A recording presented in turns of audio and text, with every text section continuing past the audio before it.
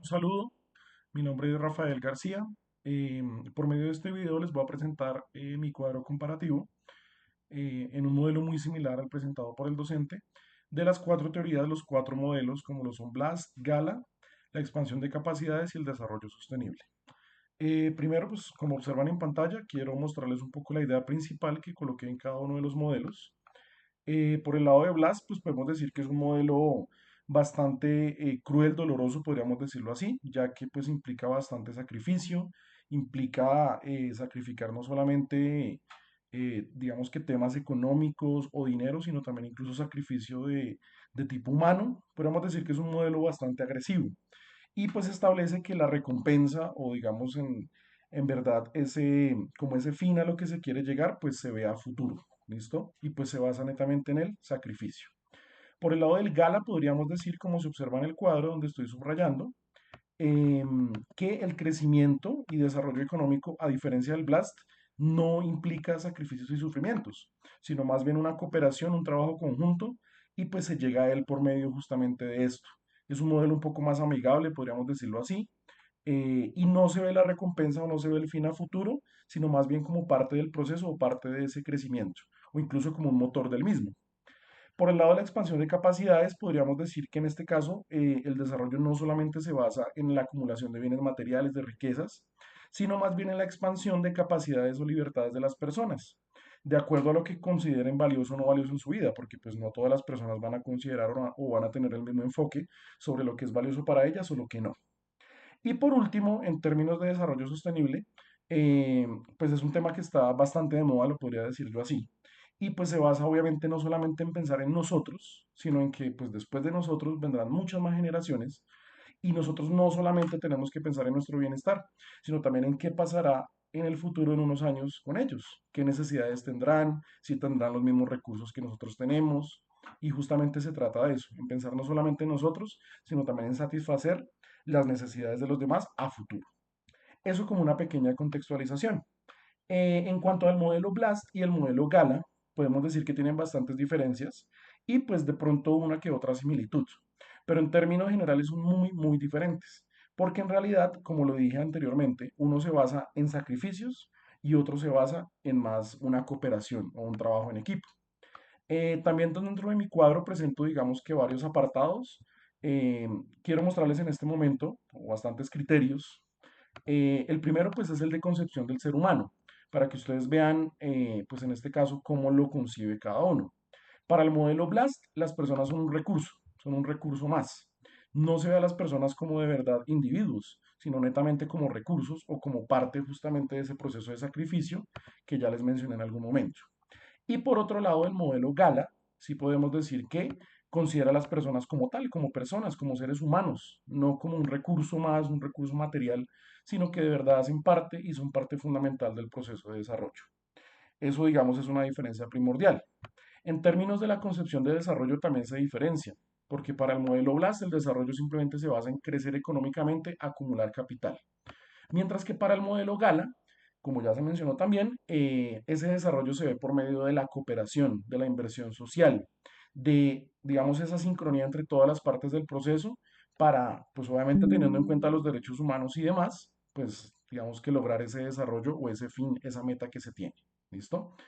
En cuanto a la concepción de la pobreza, como se observa en pantalla, pues el modelo Blast dice que la pobreza es algo inevitable, hace parte del proceso, porque pues justamente acumular capital puede traer como consecuencia justamente ese tema de de la pobreza. Es por decirlo de alguna manera el precio o el sacrificio que se debe pagar em, por el lado del modelo Blast. Por el lado del modelo Gala, no se entiende únicamente la pobreza como la falta de dinero o digamos la falta de bienes materiales, sino también incluso la privación de la libertad, que es algo que no considera el modelo Blast. Porque obviamente el modelo Blast es netamente agresivo, duro, busca sacrificios y demás, pero no tiene en cuenta esas libertades o esos derechos de las personas. Entonces, en este caso, el modelo Gala también entiende la pobreza como esa falta de libertades o falta de derechos o oportunidades básicas. Por aquí abajo les puedo mostrar también algunas cositas como indicadores de éxito. Para el modelo BLAST, el éxito se mide estrictamente por indicadores económicos, porque se mide o más bien se basa en acumulación de capital. Y por el lado del modelo Gala, pues en este caso, como se ve subrayado en pantalla, únicamente no depende del crecimiento económico, sino también de mejoras sociales, mejoras en términos de salud y muchas otras cosas más. No solamente lo económico, sino también lo social, lo educativo, términos de salud y muchas cosas más. En ambos el Estado tiene un rol totalmente diferente, como lo ven subrayado en pantalla. Para el caso del modelo BLAST, diríamos que el Estado es el planificador o el director, es como el centro de todo, pero tiene una connotación de ser autoritario, de ser justamente el acumulador de riquezas y de ser, por decirlo de alguna manera, como un dictador. Mientras que en el modelo Gala, el Estado toma un papel más de proveedor, como un asistente, un líder. No en este caso un líder impositivo, un líder autoritario, sino más bien alguien que busque, que garantice la educación, la salud, el bienestar para toda la población. Podríamos decirlo que también es como un promotor de la cooperación. Ejemplos de cada uno. En este caso del modelo BLAS, pues el más típico diría yo que es la Unión Soviética, ¿sí? También algunos otros países como Corea del Sur y Taiwán. Y para el caso del modelo Gala, pues tenemos el ejemplo de Kerala en India, de Costa Rica, de Sri Lanka y países nórdicos como Dinamarca, Suecia, Finlandia y Noruega, donde también pues surgieron, digamos que estos llamados estados de bienestar y pues justamente basados en este modelo. Ambos, como todo en la vida, pues tendrán cosas buenas, cosas malas, unos los critican, otros los aprueban. En este caso el Blast, pues podríamos decir que es un modelo bastante rudo porque pues justifica arbitrariamente las restricciones al bienestar y a las libertades. Eso pues muchas veces contradice principios éticos o incluso la misma moral que conocemos nosotros, los mismos derechos humanos, ya que pues busca sacrificar todo al, a lo que cueste. ¿Listo? Eso por el lado del modelo Blast. Por el lado del modelo Gala, pues si bien digamos que es mucho más digamos que basado en los derechos humanos, basado en las necesidades de las personas, sí es importante mencionar que requiere de una fuente de inversión pública o unas redes fuertes de cooperación para poder sostener el modelo. Ese digamos que es una de las mayores críticas que se le puede brindar a este modelo, aunque se puede decir que es bastante bueno y ha tenido casos de éxito. ¿Listo? Eso por el lado de estos dos primeros modelos.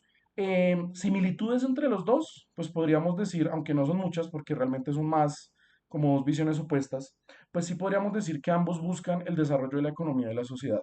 Ese es como su pilar en común. Sin embargo, difieren mucho, mucho en los métodos por los cuales lo hacen. Eso por el lado de Blast y Gala. Hablando de expansión de capacidades, pues también podríamos decir que es un modelo bastante interesante, ¿sí? Ya que pues en este caso le da un poco más de libertad a las personas para decidir lo que es valioso para ellas o lo que no. Eso digamos que es bastante bueno. También considera a la persona no como un instrumento, sino más bien como un sujeto, obviamente que debe gozar de derechos, pero pues que debe ser un agente transformador de la sociedad.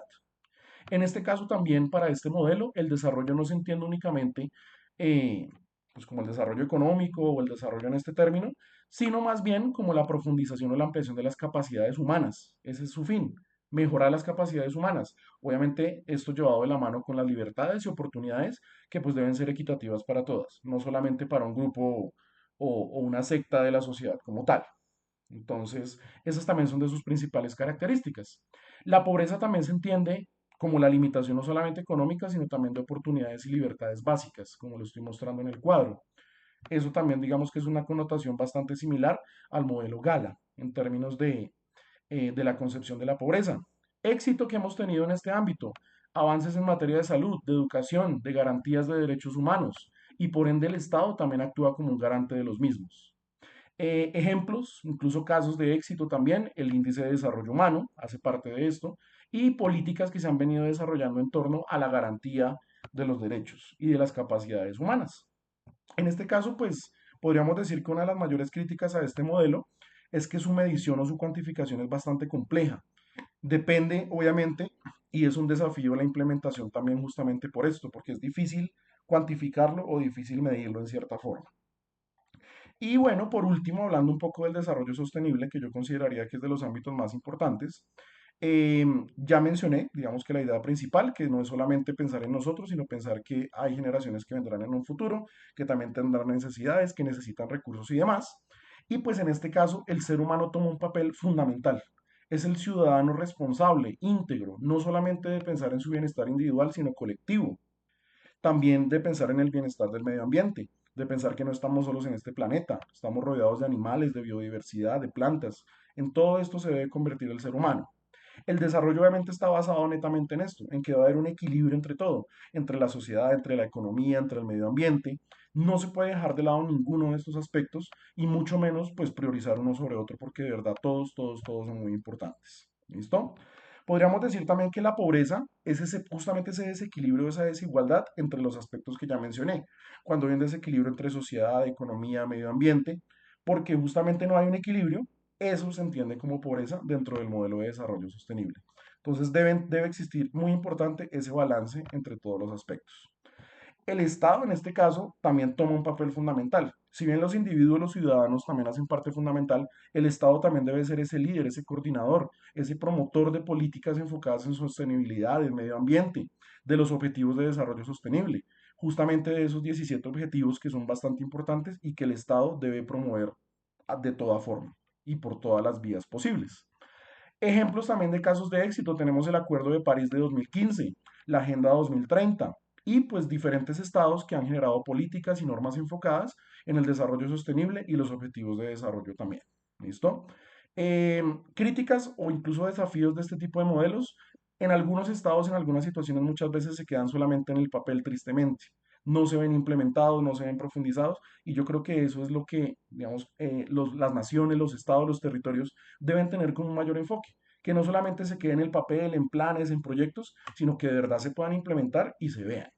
Y pues en este caso, ya para terminar, quiero hablar un poco de, justamente como lo decía la tercera pregunta, de qué manera esos contextos culturales, los territorios y los entornos pueden sustentar esta perspectiva de sostenibilidad. Entonces, ambos, o en este caso los tres, juegan papeles fundamentales. Los contextos culturales, porque si bien cada territorio tendrá su contexto, su manera de ver la vida, incluso saberes tradicionales o prácticas tradicionales, la idea es que justamente esta identidad, este contexto cultural de cada uno de los pueblos, pues se enfoque hacia la sostenibilidad. De pronto si hay que corregir algún tipo de prácticas o ajustarlas, ¿sí? Y obviamente si hay muchas otras que ya garantizan esa sostenibilidad, mantenerlas en ese sentido. La idea es garantizar un desarrollo que sea apropiado, como ya lo mencioné, no solamente pensando en el bien individual, sino en el bien colectivo. Eso por el lado del contexto cultural. Los territorios juegan un papel fundamental, porque pues en este caso es bastante o es incluso mucho más sencillo aplicar el modelo de sostenibilidad a los territorios de forma local, no tanto de manera global, porque pues sí, a manera global se puede hablar de muchas cosas y demás, pero cuando se habla de territorios, de localidades, de pequeñas, digamos que parcelas de terreno, de pequeñas comunidades, es mucho más fácil optimizar recursos, implementar políticas de sostenibilidad, de planeación estratégica y mucho más. Digamos que centrándose en los territorios como tal y que cada uno lo lidere desde su perspectiva, desde su territorio, para que así a gran escala el país, la nación, pueda obviamente tener una política de sostenibilidad bastante eficiente. Y por último, los entornos ambientales pues son más que fundamentales, ¿sí? Los ecosistemas, los servicios de soporte vital, todo esto hace parte también del tema de sostenibilidad. No se debe sobrepasar obviamente su uso, no se debe abusar del uso de los recursos, de los ecosistemas. Es algo fundamental y es algo que de verdad todos como individuos desde nuestra cotidianidad debemos adoptar y debemos respetar. Así a grandes rasgos, pues era la exposición que quería hacerles. Aquí en pantalla pues se encuentran las fuentes presentes dentro también del aula virtual y pues espero les haya gustado mi exposición. El cuadro se encuentra anexo, espero sea de su agrado. Un saludo.